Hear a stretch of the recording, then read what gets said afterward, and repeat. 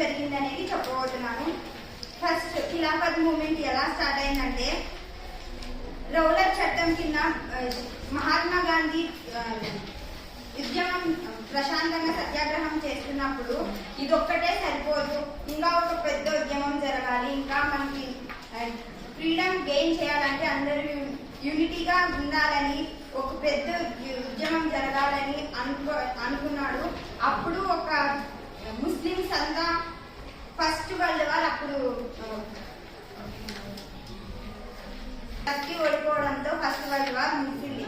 అప్పుడు ఈ ఛాన్స్ ని అదనంగా భావించి మహాత్మా గాంధీ ముస్లిమ్స్ ని హిందూస్ ని ఇద్దరిని ఏకం చేసి ఇండియాకి ఫ్రీడమ్ తేవాలనే ఉద్దేశంతో అనుకున్నాడు.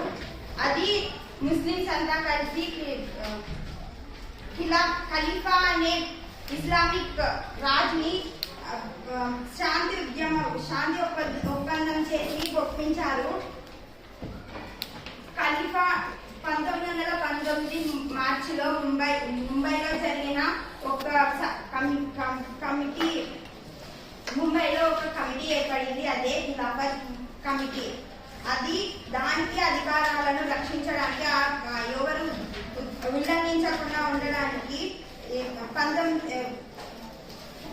మహమ్మద్ అలీ, షౌకత్ అలీ అనే సోదరులు, ఇలాంటి యంగ్ లీడర్స్ ఎంతో మంది మహాత్మా గాంధీతో చర్చించి ఈ ఉద్యమాన్ని ప్రారంభించడానికి పూనుకున్నారు. ముస్లిమ్స్ హిందూస్ కలిస్తేనే మన ఇండియాకి ఫ్రీడమ్ వస్తుందనే కాన్సెప్ట్ ని తీసుకొని ఖిలాఫత్ మరియు స్వరాజ్య సహాయ నిరాకరణ ఉద్యమాన్ని ప్రారంభించాల్సిన అవసరం ఉందని గాంధీజీ లాంటి షౌకత్ అలీ, మహమ్మద్ అలీ వీళ్ళందరినీ చర్చించి ఒక కాంగ్రెస్ సమావేశంలో సెప్టెంబర్ 1990